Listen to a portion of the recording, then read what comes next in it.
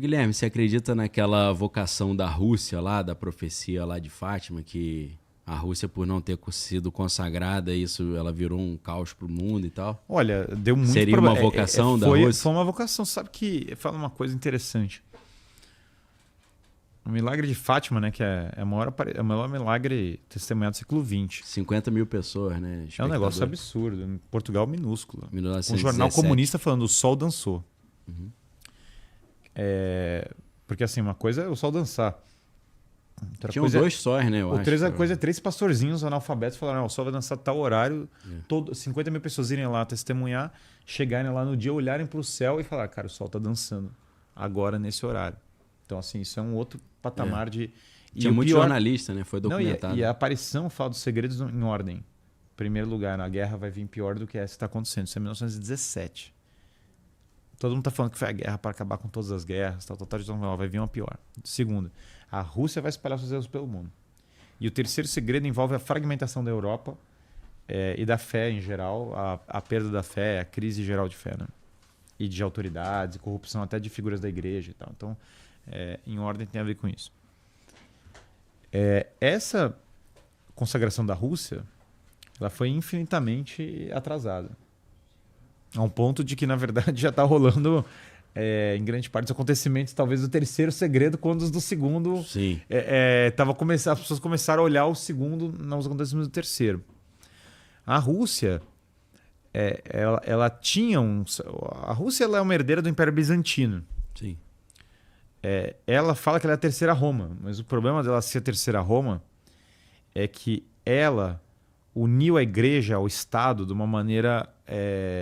de uma simbiose, né? Que já não tem mais sequer a conexão com o antigo Império Bizantino, porque já é a igreja depois do fim do Império Bizantino, então é a igreja nacional. Essa igreja nacional cria uma série de distorções. Acho ainda melhor a Rússia, mesmo com a igreja nacional, em comparação ao comunismo bruto da época da KGB, que basicamente estava lá. Mas há uma simbiose. Então eu não entendo a Rússia como cumprindo a sua vocação.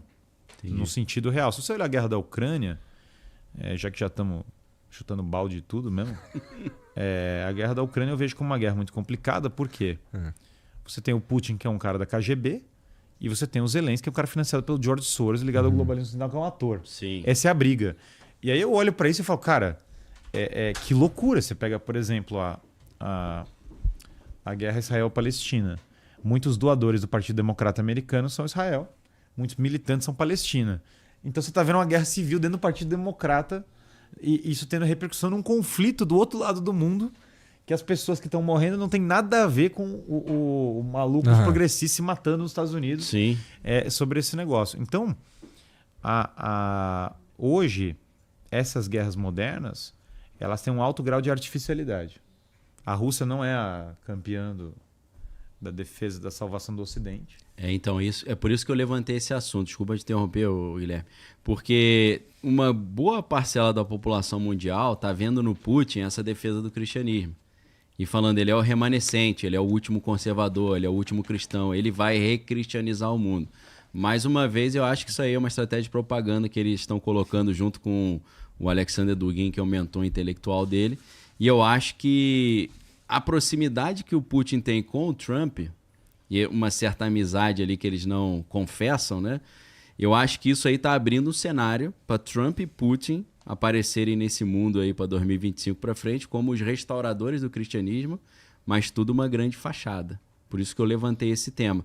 Quando a KGB virou à direita, você vê que o bicho tá pesado.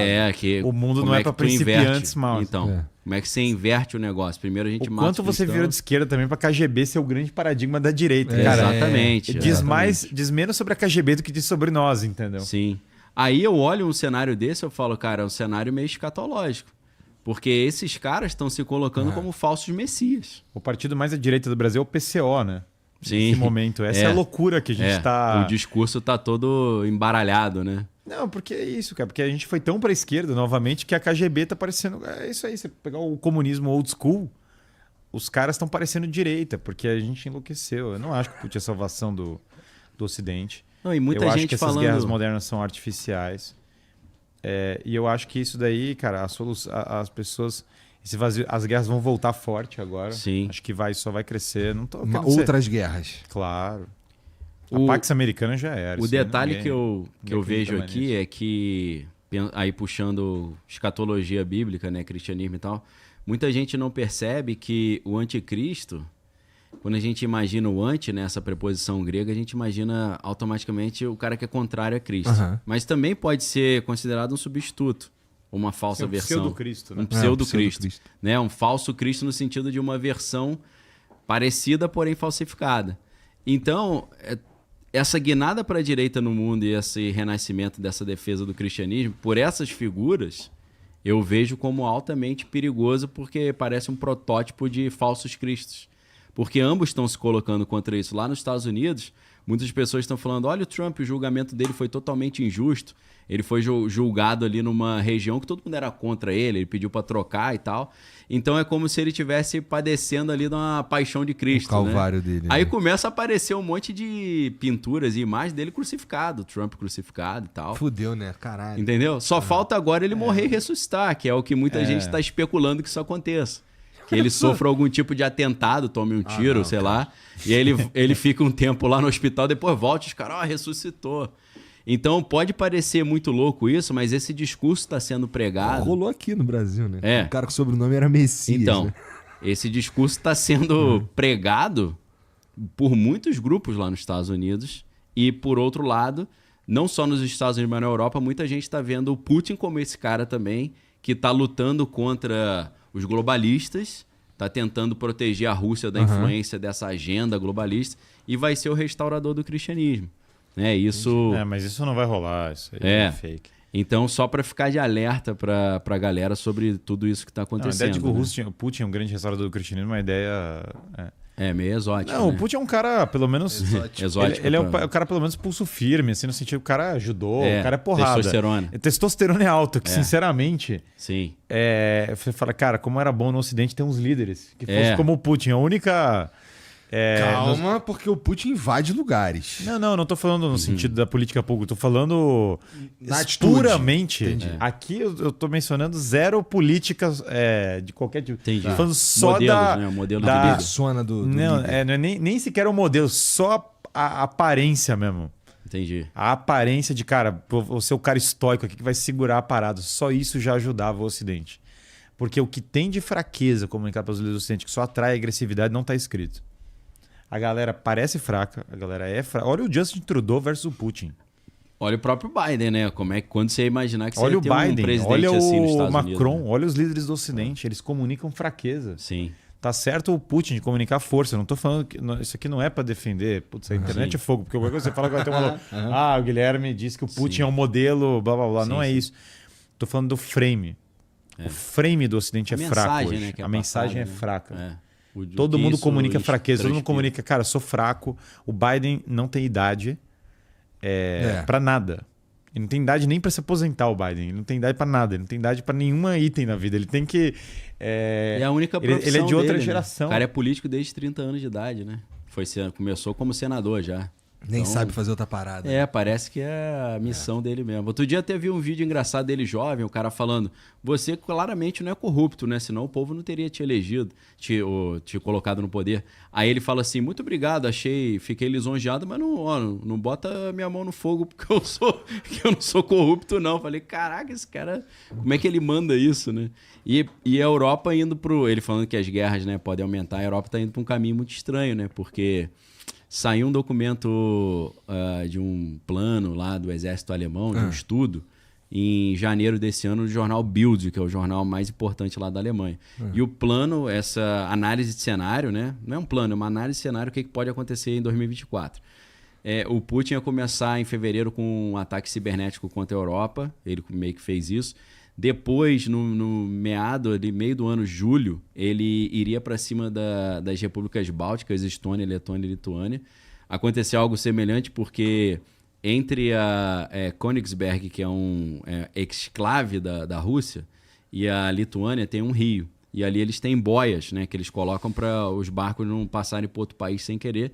E recentemente, mês passado, o sistema de defesa ali russo empurrou a boia mais para o lado da Lituânia, falando nossa parte é maior. Então, como se eles tivessem já ido para cima da Lituânia. Eu falei, caramba, essa análise de cenário dos alemães está meio que se cumprindo, né?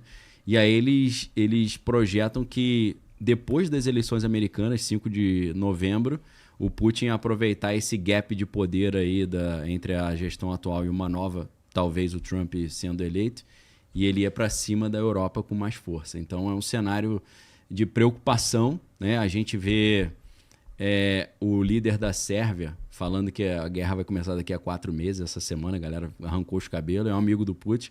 A gente viu a Suécia, que é um país tradicionalmente da paz, mandando a população estocar comida e água aí, porque a guerra está chegando. Holanda fez a mesma coisa. Reino Unido, o vice-primeiro-ministro o Oliver Dowden falou pro pessoal guardar pilha, lanterna, porque eles vão ficar sem comida. É muito bom como o conselho do Reino Unido é bem pior, né? Todo mundo, galera, vamos lá pra pancada do Reino Unido, guarda pilha, por favor, é muito importante. Aí você fala, meu Deus, o que esses caras estão... Por que isso, né? Será que vai chegar nesse ponto mesmo? Então... Estranho, eles estão falando que eles vão esperar passar o verão, passar as Olimpíadas na França para depois começar essa encrenca.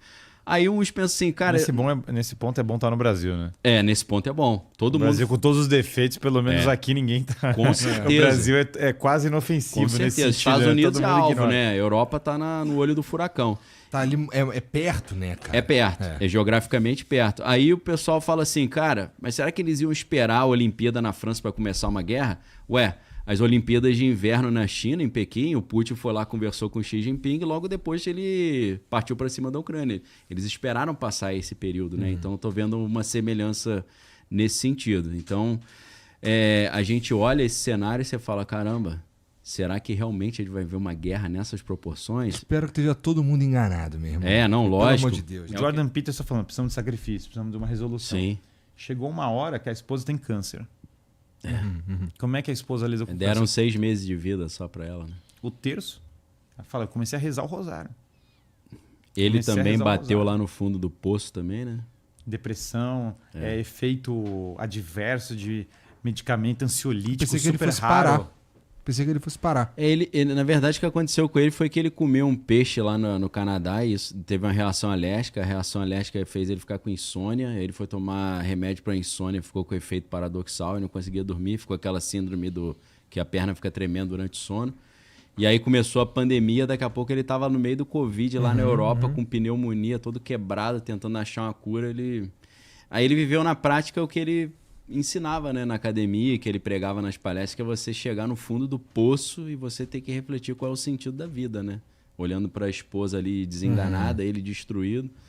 Então o cara realmente hoje ele fala com uma propriedade incrível, né, dos dramas da mente humana. Aí tudo que ele falava do Dostoiévski, né, dos limites que o homem vai ali, né, na podridão da alma humana e nas virtudes humanas.